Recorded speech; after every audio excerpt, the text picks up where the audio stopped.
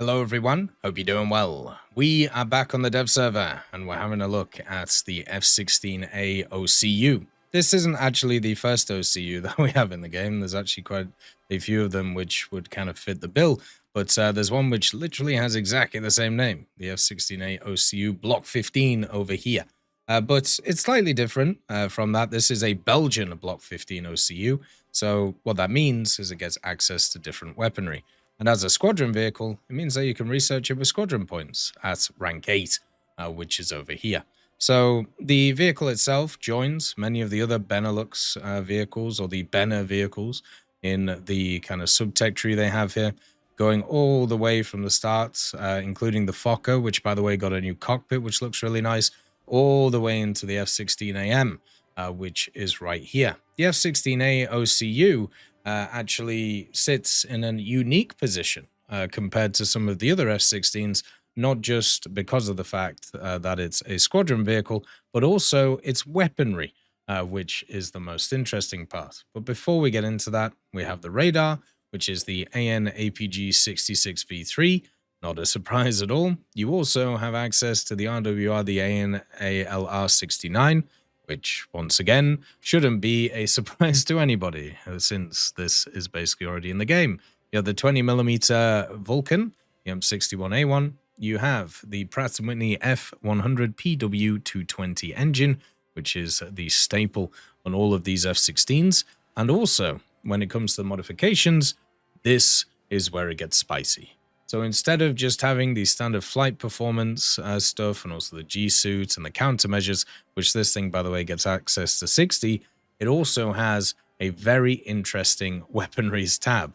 What you have is a set of really interesting missiles, not just from the air point of view, but also from the ground. To start off with, from the ground, you've got the AS-30L Nords with the Atlas II pod. These are laser guided air-to-ground missiles, and if you can actually get these working, they are hilarious because they have a massive HE warhead, a 100-kilo warhead.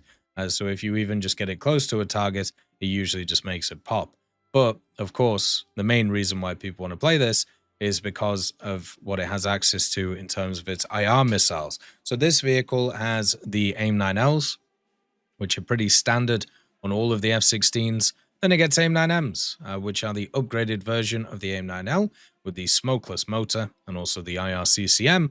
But then it gets something which I think a lot of people are going to be happy about. That's right, it gets the R550 Magic 2s.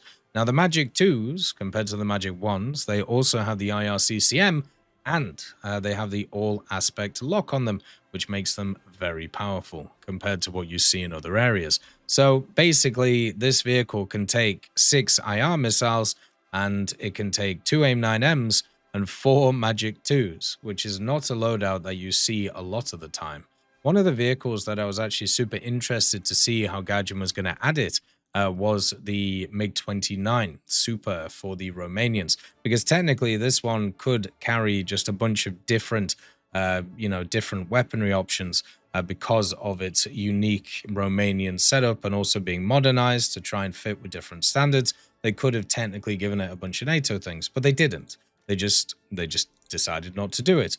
With this F-16 OCU, you are taking an American vehicle and adding French weaponry to it. And I think that's really cool in general and will make this unique to generally fly. What it reminds me of is in the American tech tree, you have, of course, the F-16A, which is a 12.3 in air. This one has access to just the AIM-9Ls.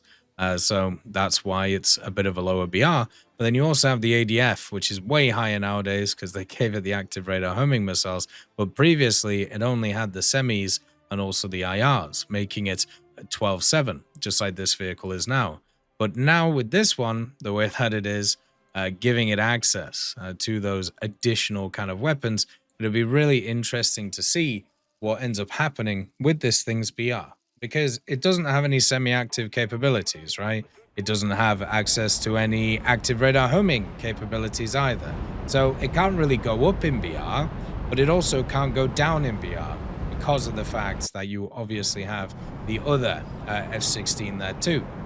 So this thing, in a dogfight scenario, if you face a lot of stuff with semi-actives, which you should basically be able to do is going to be really good, especially with these Magic 2s and these AIM-9Ms.